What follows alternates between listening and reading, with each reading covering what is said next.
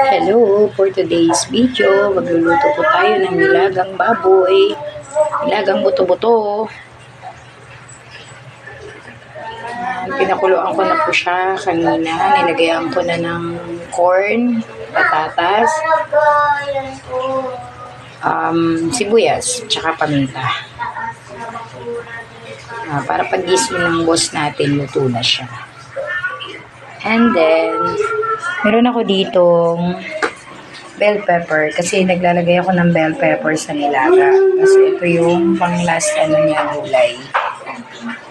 Lapit na rin naman siya maluto.